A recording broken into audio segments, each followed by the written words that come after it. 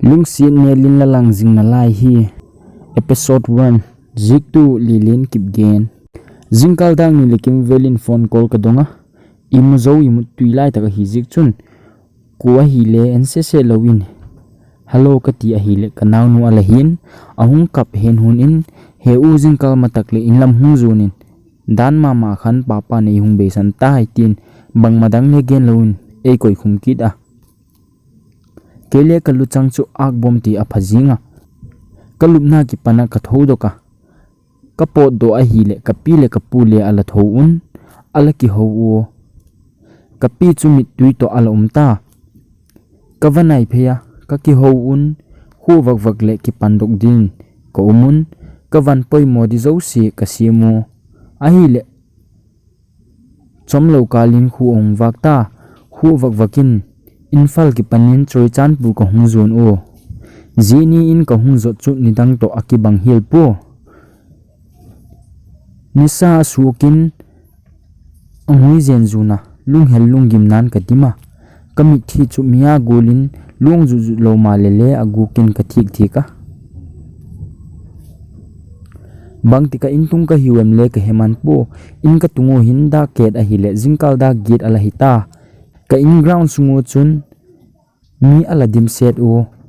insung kalut a hile kapa ka happy mama le e happy mama kapa ho budi talo ala kizam jing kamu chun angol ka bang jingin hepa tin ka kowa hin la kapa nei don hu thei ta poi thewui zo chom khat zo in khu angui ta sunin nunga khat kamu kha ngai lo uma kanaw nu loi nu al hida na hi kapa thi thu het pha ta kanaw nu zala hung da na hi ina khalo ka hin school la kanaw nu to kai khom lo ka hi je ka aloi nu chu kal het lo a hi zani mu thu na hi pha din ka imut god a hi le ka imu thei pu kai mu thei lo pha chun in chung lamin ka kal to wa in chunga ka wa ki chut a hi le tha wak sing singin lung hel ta ka ki chut a hi le kanaw nu loi nu chu ahung to wa ahung to lam ka hepu aman le ahung to wa chu ke ka lam a het lo zik hiding a hi thakha ta e mu pha chun alaw talun aki ko wa ahung ki ko jing pha chun ken le ahung to lam ka het lo a hi zik chun kalaw mana a hin la ama chu kawak eta hi le kanaw nu loi nu chu a hi kanaw nu loi nu chu a hi ka het zikin ken le ke ka hilaw kin ka ti a hi le aman le eung hezingin ji pha chun a thipa ka ke ngong tung pha chun ki het khak pi hi le kilom golin nel takin la thok ding ei chu o ji go lom lom chu bangti le suklaw ei hung ti ken le ni komin en le nang hung lam ki hello chu ka ti a hi le a hi heu nang bangti jan so nung pi hi bangbo le hi mo in chunga pi hi le changna la ki chu jinga le mu thei pu mo ei ti ken le kalung hel talu kai mu thei pu ei lam naw nang lamin bang mo ka ti nga la hi le heu ke kamin alina ning khan thim a hi atin ken le lamin chu hoi chu la naw lamel hoi to lamin chu la kilom chet hi kawak te ai le ahung nuya je bang ki hoi lowa ei ti thawak nu chu amel ke da hi le hoi ka san kamin alama ma jinga amal akam thim ki ho pi le anuma ti chun zan thawak nu in ka ki holim o a hi le kalung thim chu annum chu mama in ka ki he so thim ka ki holim phado chu da ke du a hi le zana la sot man tin tan je phada chun imudin ka hungkum suk o elina chu chomkhat kainin oma kanaw nu to elina to ka hung ki vok o a hi le kalunga mongin kapa pul dole ka thom hona le abei dewa kanaw nu sep le bolin ki thu pi seka a felma mama hi chomkhat awmin insung vai ki chai in ama le in namun a chi ki jinga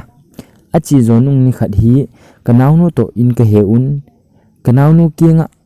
elina umlo chu anum pu e ka ti a hi le kanaw nun heu ka loi nu elina kha hoile se em mi phatak mi ki tup tak a hi lo le hel tang o u ama le ut kham mo lo di eve e ti ken le kanaw nu kinga chu a hi lo chu gen ki ka ti ti gula ka gen wanga chun kalung thimin elina be pa uma elina to ka ki het ki pan o ka umdan ki thengma ma in ka he agu ka kalangai chu a hitai ni khat kanaw nu tuition alak na thak ding kanaw nu nei pa ka u lo hi le kanun le ei sol hiel ta je phat a chu num lo sa san ka wa thaka a hi le kanaw nu chun heu elina pa malami ti ate a chun wang agukin ka ki pa guten jing he kanaw nu na loi nu avakowa mi pathum gari newa ki tik dewin ka ki powa kanaw nu tuition a thak u lo pa chu jini ki pana chu ka ki thalo ma jing ta agukin kanaw nu tuition lak ding kal na san le ka ngak la hiel jing sik hi elina to kanaw chu ni sinin tuition la din ka va thak sika ahung pellam ule ka va pui zela elina zal chu ni sinin lo bein passenger pun ka tai sika lo mu malakin in lam kong zo sinule kel zu tui ka hung don pi malam sik hinalai a hi elina te hi thingtang lama ki pata lekha sim ding ngai poi mona ji ka phai tu la in lo u ma hiu ni khadi kanaw na phone charging kala elina phone number ka kilak doa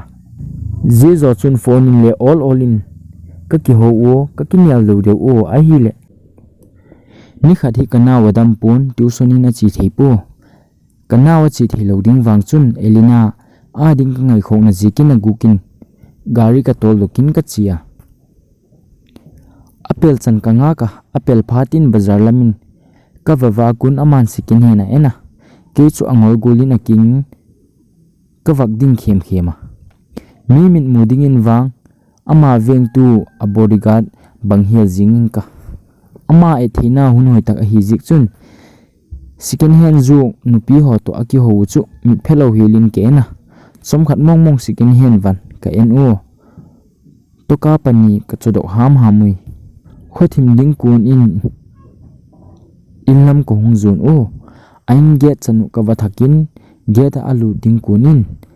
elina ting ka ko a hile ong ki le he in ken le ki no de in kalung sin thu ka wa gen jing a hile bangma le gen lo in a get a khakin aluta je zo chun wang ka thil wa gen jing chu ka ki gel a hile ka jak achan thim le ka ki chandik poi a hin la tui ki basa lu ki thelo ki ti je hun chun ka he chin khop mai hi azingin angaina gol bokin kanaw nu to tuition chidin ka ki pandok ki o elina ka hung pa to ki du a hile anaw ten ka u adam po tuition hung thelo ding tin a hung gen o a hin la ken wang ka he thim jing in zani ka thu gen zik a kha azaka cha hung num lo a hi chu ka he jing in ka ki sik mama jinga abang le ala ki gen kha hi m3 ke le ke chu agukin ka ki oi mo mama jinga ahin la alang khatin ki gen ta lo chu pasal zo po chu jak chalowe tin ke le ke ka ki til kho maya anita kho thim ding kunin elina te in zakngal dewin ka wawak luta ahile dam lo tuition hung theilo nu chu dam lo malakin ala dam ten hiding a hi na semin ala boiten jinga ken le elina kingin lanaw ten nang chu dam lo tuition hung theilo di atiwem kate chula la dam thonga la kati suk jing le elina chun je kha kalu changa na talu khalam tu hi chu kadam tai ati a hi le ken le gen bedding ka hedik po